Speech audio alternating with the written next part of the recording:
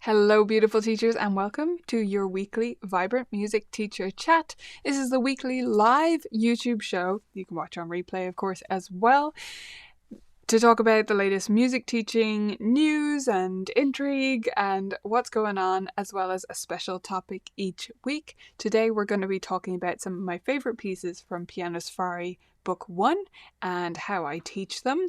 Before we get there, we're going to do our warm-up. But before we do that, in case you haven't met me, hi, my name's Nicola Canton. I'm a piano teacher in Dublin in Ireland, and I run a community called Vibrant Music Teaching. If you want to look at our membership, you can find it at vibrantmusicteaching.com. That's where we keep all our amazing resources and courses and trainings and all that good stuff. And I just had a video earlier today on Facebook sharing our plans for 2023. So if you want to see what was recently released and what's coming out next year, you can check that out on our Facebook page, which is under Colourful Keys, same name as this YouTube channel. Okay, we're going to get to our warm-up and we're going to start with rhythm today. Right, so this is a rhythm railroad. If you haven't met one before, we'll go through it together. So there's different actions that you need to do for the different note values. We have orange for touch your shoulders. We have a foot for stamp your foot or tap your foot. We have a heart for this, touch your chest. And then we have a head in this one as well, so tap your head when you see that one. Okay, so we're going to try it with the slow track first. Sometimes we practice these while counting or saying the rhythm. And sometimes we just launch straight in, both in my teaching and here on the show. So today we're going to launch straight in, but we'll try the slow track first. You're going to hear 2 bars of count in, by the way, before it starts, since it's in 2/4. Oops, sorry.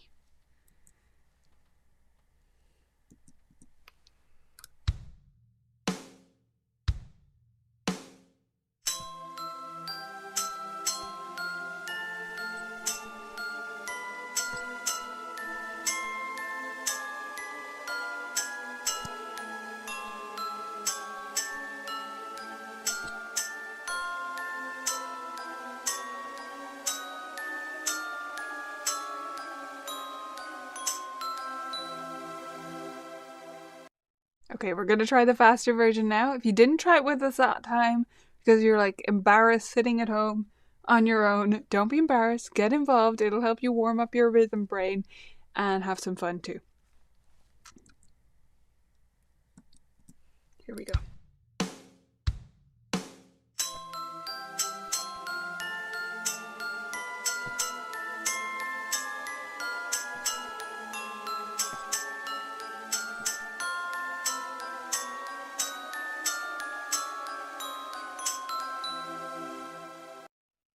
Awesome, well done.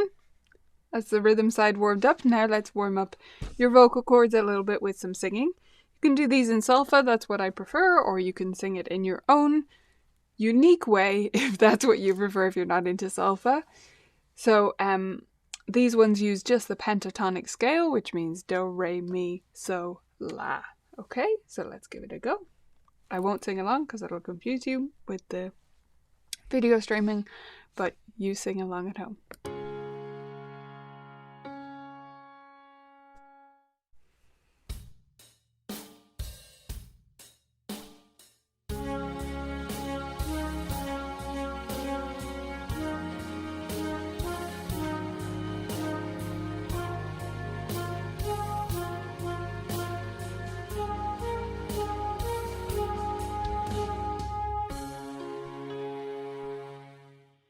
Okay, and let's try it a bit faster. You ready?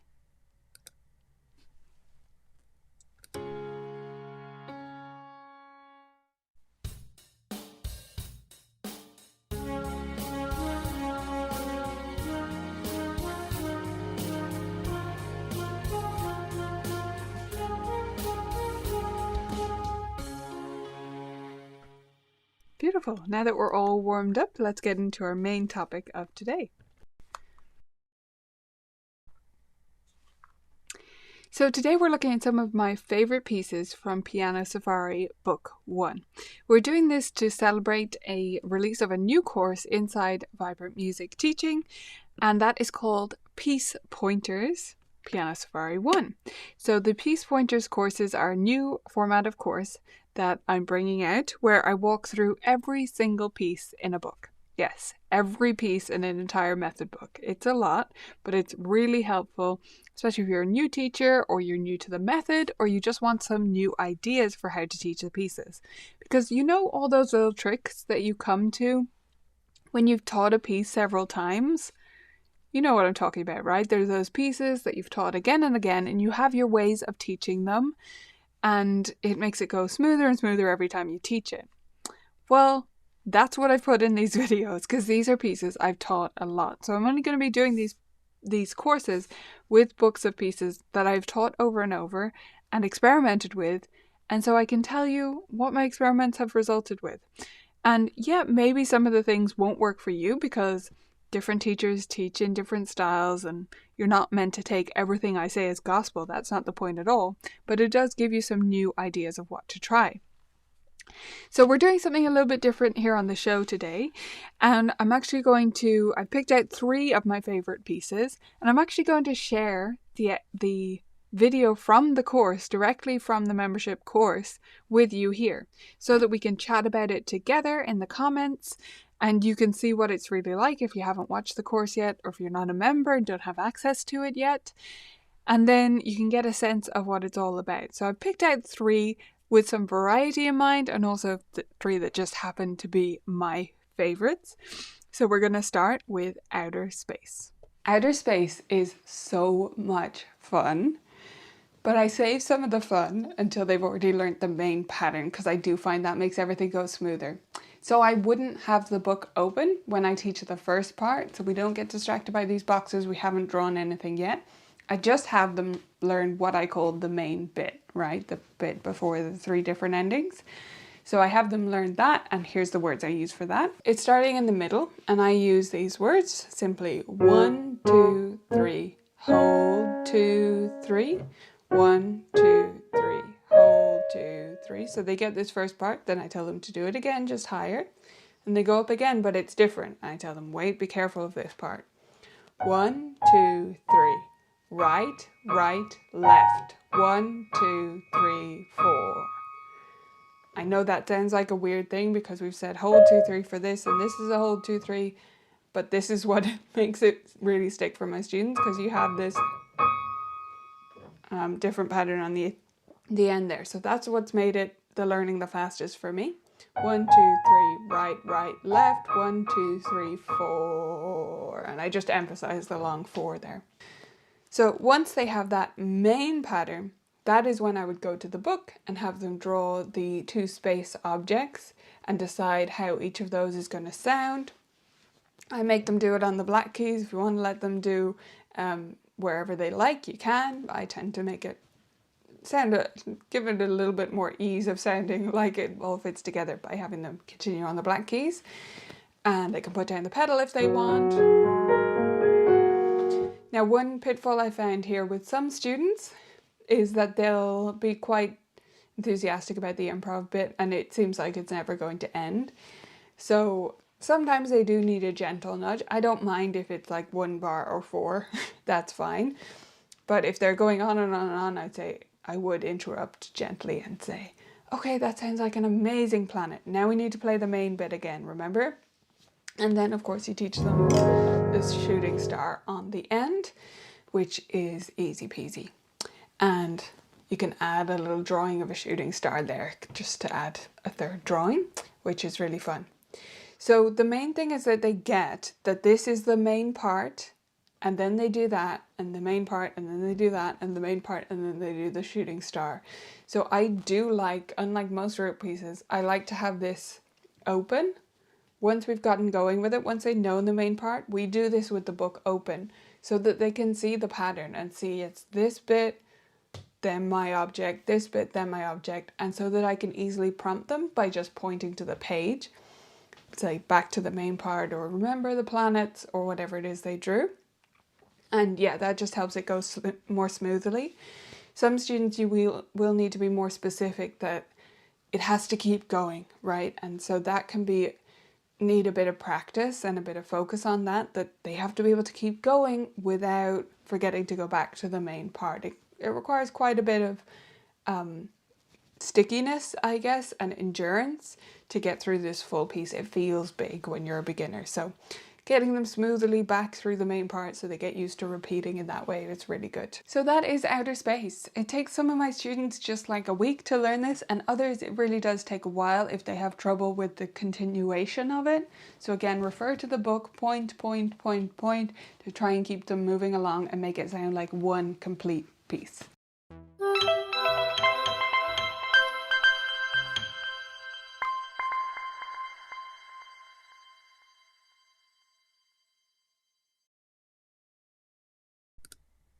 Okay, so that's the first little excerpt from the course, and I hope you enjoyed watching that, and I know many other Outer Space fans are in the house right now. Let me know if you enjoyed teaching that piece, or if Piano Safari is new to you, you might not be familiar with these, but it could give you a sense of some of the things that are in the method. Obviously, we're only doing 3 pieces today, so it's not going to give you a good overview of the whole of Piano Safari, but yeah, definitely this is a really fun rote piece from the method. Karen said her students especially love the shooting star at the end, and Tanya said my students always love this one. Yeah, it's a big student favourite. Good other option there from Janelle saying I use outer space instead of hold 2 3. So where I said 1 2 3 hold 2 3 on the 2 black keys, she would say 1 2 3 outer space for that part. I think that's a great variation, and agreeing with me that the improv could just go on forever. Sometimes they totally don't get that it's supposed to be one piece. They kind of do it as 3 separate chunks. Sometimes they don't get that improv is supposed to sound like part of the piece because this is right at the beginning, you know. So yeah, it definitely takes a little bit of coaching, but I think it's a really good experience for them. Tanya said, a lot of my students struggle with the shooting star hurting their hands / they are hurting my piano. Are they really hurting your piano by doing it so rough? Okay, so the first thing with the shooting star, which is a glissando, okay? Even if you don't know the piece, it's a glissando on the black keys. First thing is, of course, make sure they have the pedal down for it because that's the fun of it. But the main pitfall I find with students is they end up pushing into the keys. Okay, so they're kind of pushing down, and that stops them from moving because, you know, traction. So I find that most students, once I encourage them to have a really light touch and just sort of glide across the keys, I don't get you'll have seen in the video there, I did it with my palm, really. I don't have them do it with the back of their hand as you really should, or like with the thumb, as some glissandos would be at a higher level. I just have them use the flat of their hand. I said the palm, but really it's just their whole hand, you know. Their hand is usually tiny, so their whole hand. And as long as I glide across and don't try and press every one and don't push down, I think it normally goes smoothly. Let me know how they're hurting your piano though, because that could be another thing. If I have students who have sensory issues, like they're hypersensitive or they just hate this feeling, then I absolutely will let them use a card or piece of paper. I like just get an index card, pack of Post-its, whatever you have on hand, and put that up on the piano, and they just grab it for the ending and slide using the piece of paper. I have no problem with that. Sheila, you use floating in space. Yeah, I would just work. No, I'm sure if you say it in a rhythmic way, that's fine. I find the 1 2 3 hold 2 3 is the most clear for me. Again, lots of different ways to teach these things. Yeah, I find when I demonstrate Tanya pushing down and how I get stuck versus just sliding loosely and not worrying about getting to the bottom of the key like we normally would when we play, it's fine. But if I just demonstrate both, it normally they get it and they just glide on the surface, which is what you're looking for. Maybe the vocabulary or the demonstration might be the step you're missing there. Okay, we're going to look at the next piece. Keep your thoughts coming in about these pieces or some of your favorite pieces from Piano Safari, how you teach things, teaching tips that you've come by over pieces that you teach again and again. The next one we're going to look at is Fred the Fish. which is the only reading piece I'm sharing with you. It's actually a pre-reading piece. Let's take a look at it. Next to my favorite pre-reading piece, which is Fred the Fish. I just think this is so much fun, and there's so many learning opportunities here. So you've got the same work in terms of right and left that you had in Old MacDonald, but the piece is unfamiliar. So it does step it up a little bit in a degree of difficulty that they need to correct just by looking or by you singing along rather than knowing the tune. So for some that might cause an issue, but for most, they've already gotten used to this idea of left and right. So you can do the same preparation, right, left, left, left, right, right, right, on your legs, and then the finger numbers if you like, 2, 3, 2, 3, tapping on the closed piano lid. And then if your student has trouble with any of that, you can draw in those connecting lines to help them track. It does switch hands a bit more often as well. But then they get to do the fun bits in this piece. So I have them learn the main section, much like I do with Outer Space. I have them learn the main bit, and then we get to the improv bits and we do those, because the main bit is the same every time with 4 special endings essentially. So it's good for them to notice that as well as they get used to the piece, encourage them to find the parts that are repeating. It feels like a cheat somehow to them, which is kind of fun. Now it's in the same position as Old MacDonald as well, which makes it nice and simple. They just need to follow that picture to find their starting point. And once they have that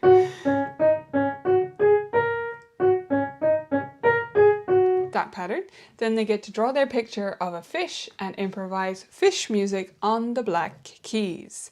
Now it just says fish music, so if they play,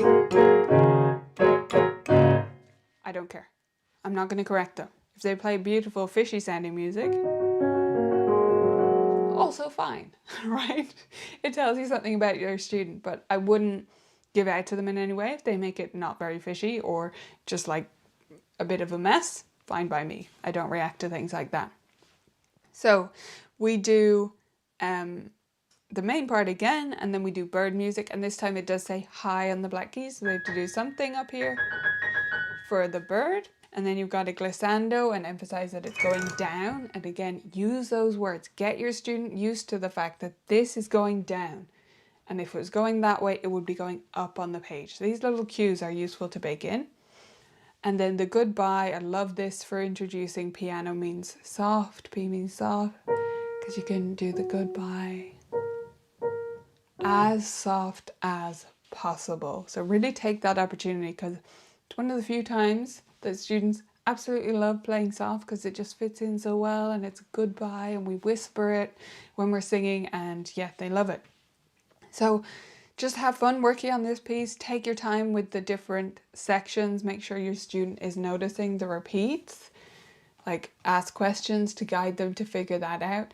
And make sure you sing along with the words, because I just think the story of this little piece is really fun. It really captures students' imagination, so make use of it. Okay, so that was Fred the Fish, one of my favourite pre-reading ones in that book. And Piano Soiree really convinced me back into pre-reading.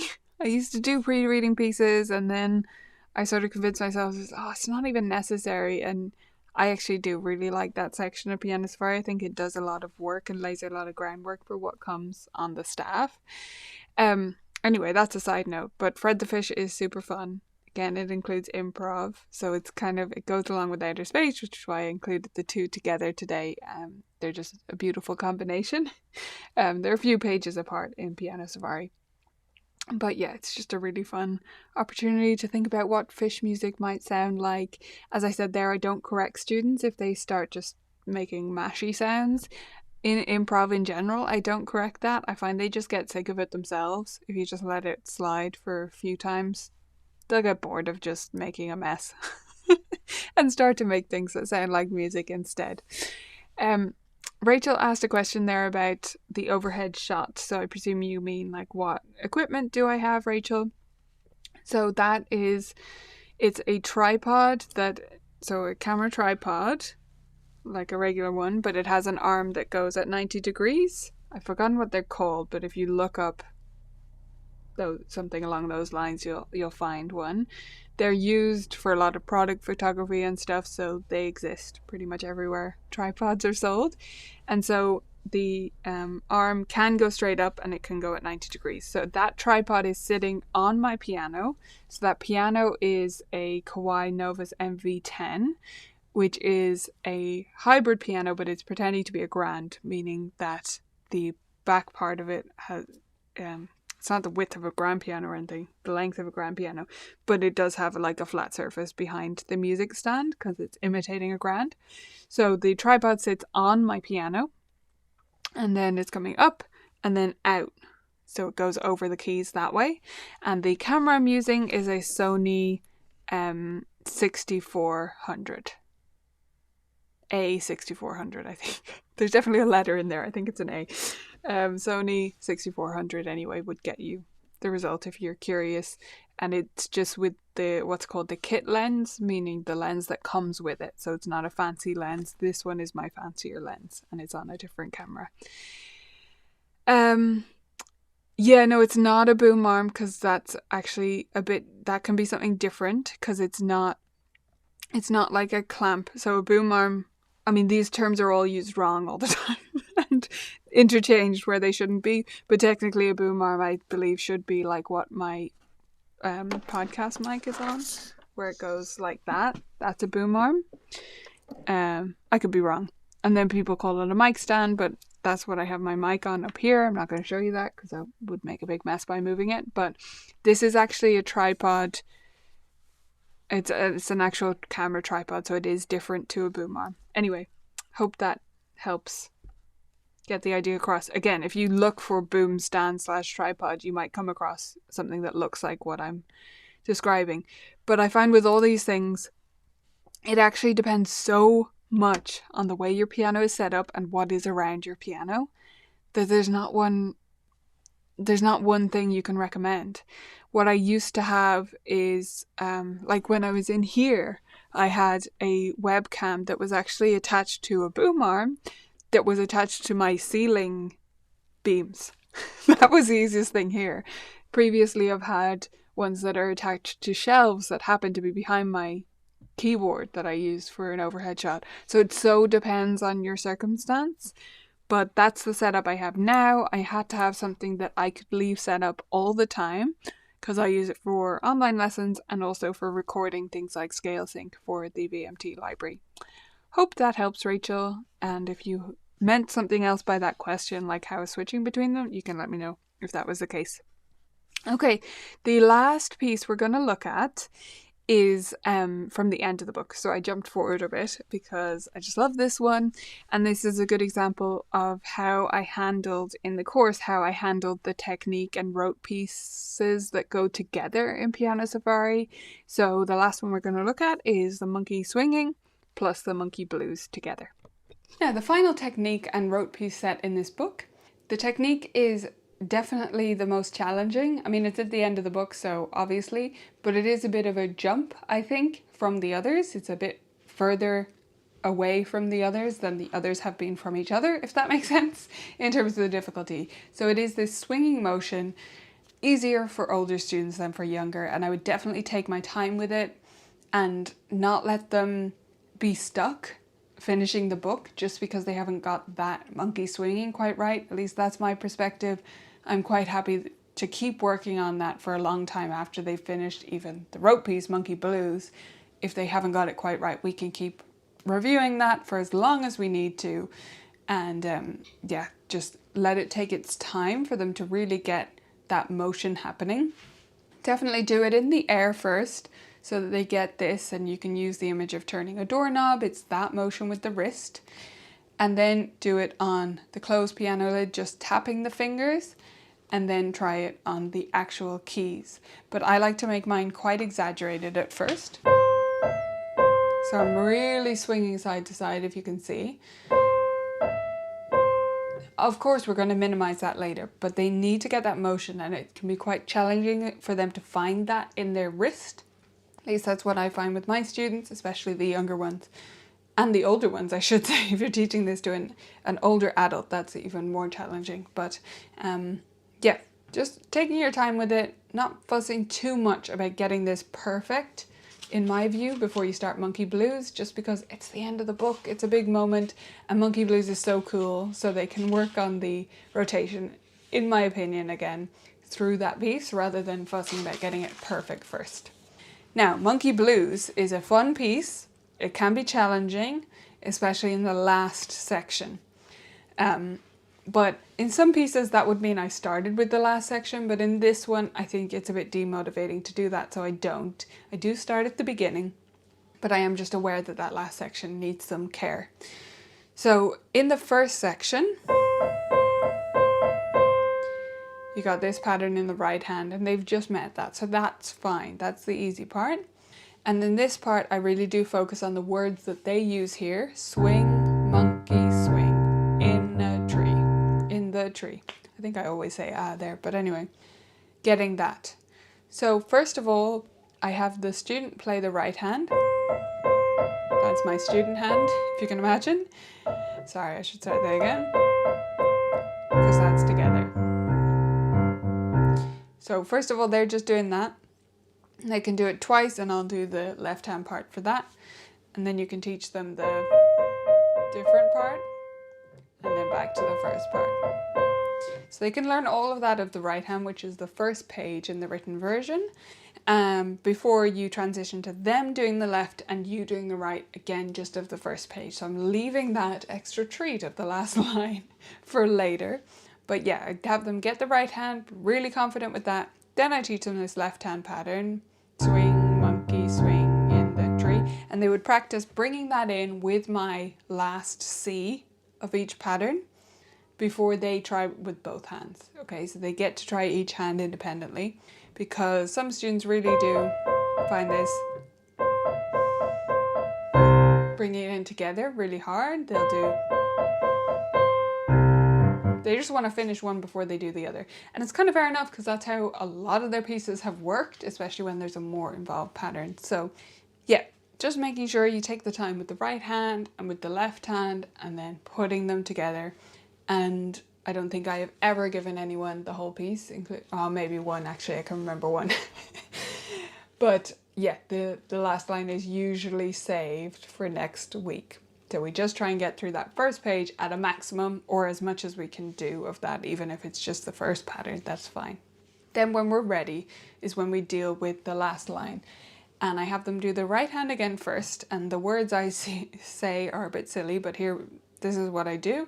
It's monkey swinging in a D, D, C, C, C. So monkey swinging in a D doesn't make any sense, but they don't care about that. So it's just to emphasize that change there. Instead of in a tree, which apparently is a C note, it's in a D, D, C, C, C, because they need to remember how many C's there are as well. So that's part of the challenge there. So if you can get them to do that, then again, you add the left hand part, just you do the left, they do the right, and make sure they hold. So you can kind of hold up your hand to say wait when they're holding the D, or you can play the right hand as well. So you play the right hand here, they're doing the right hand where they're going to be doing it up here. I always like to leave the student in the octave they're going to be doing when I can. So they're doing it there, and they can play along with my right hand if they have trouble holding that D for long enough and then the C for long enough, as I do the left hand part. And then the left hand part is the shorter pattern in different spots. So we've got a G pattern, but it's just half. So it's just swing, monkey, swing. And that's how I tell it to them. There's no swing in the tree. It's just swing, monkey, swing. Stop. I even say the stop there. Swing, monkey, swing, stop. And then you do a full C pattern. Okay, so they need to get that on its own, doing the half patterns. Then they can do that while you do the right hand, or maybe you do both hands with your left hand up here, their left hand there. And then they can put both together. And then when they're completely secure with that, you can add the last 3 notes, which is great news because there's last 3 notes in the whole book. And they're my favorite notes, I always tell them. So we do middle C, and I always say the middle because they'll do this, right? So middle C, B flat, and I do say B flat even though they haven't really met flats yet, and then low C. Middle C, B flat, low C. That's how I say it. But yeah, you can add that on once the last line is solid, and of course then go back to the beginning and put the whole thing together. But that last line does take some teaching, so it's taking your student a little bit of a while to get each of those steps. Just be patient, don't worry, you're not doing anything wrong. At least in my view, you're not. It just does take some time to teach it. And you know, it's the last piece in the book, so it's supposed to be a little bit of a challenge, a little bit interesting, and it's really fun to play once you get it. So as I said, Monkey Blues is the last piece in this book, so once your student finishes that and they're caught up with their reading pieces as well, of course, then they're ready to graduate and perhaps move on to book 2 or wherever else you're taking them next. I hope this review of all... Okay, I just cut it off there because that's obviously the last piece in the book, so it's also wrapping up the course at the end of that video. Hope you enjoyed those 3 pieces and getting a sense of Monkey Blues. Gave you some new teaching ideas. If you're a member already, you can find that course in the courses library. If you're not a member, you can become a member and get access to that as well as everything else at vibrantmusicteaching.com. That absolutely is the kicker, I agree. That half pattern is often the stumbling block, or holding those right hand notes and getting that pattern set. But like I say the letters there, and that helps a lot with that bit. And the other issue that I've come across that I don't come across anymore is not taking enough time. I make sure I take my time in terms of teaching it, because that's really what's going to make the biggest difference. If you try and do too much at once, that Monkey Blues will not go smoothly, in my view. Okay, I wanted to show you guys the... oh, by the way, if you have any questions, I can stay on for a few more minutes to answer them, so please do let me know. Questions about anything. I wanted to show you guys that tripod. I did drop it in the chat for those watching live, but I also just grabbed the photo so you can see what I'm talking about. That's the tripod I have. Let's put it over there. And it comes out the side like that. It's quite specific. It just calls itself a tripod monopod.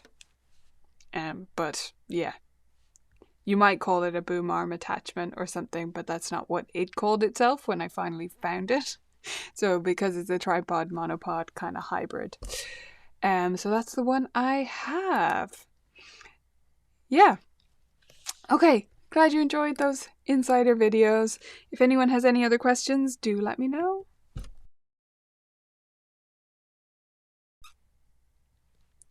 Any other questions as I have this terrifying reindeer face? I'm happy to answer them. We have 1 week left, by the way, like I said at the start, so there's just one more show before our holiday break. So next week we're going to be talking about reflections on 2022, questions to ask yourself at the end of a year to help you ground yourself and let things go, I think, before you take a proper break from your studio. I hope you're planning one. Thank you very much, Rachel. I just finished this one over the weekend. It's my new party shirt. party top for holidays. I'll probably be wearing it to some Christmas shindigs this year. Okay, thank you all so much for joining me. Since there's no question that came in super quick, I am going to wrap it up there because otherwise we'd be running a bit over and I have to go get ready for teaching. But I hope you will join me back here again next week for our wrap up of 2022 and helping you come up with some teaching reflections. A reminder that if you haven't already checked it out, you can find our preview of 2023 inside the VMT membership over on Facebook, or very shortly inside the member forums if you're not on Facebook. And I hope you enjoyed this week's show, and I'll see you back here next week. Bye everyone.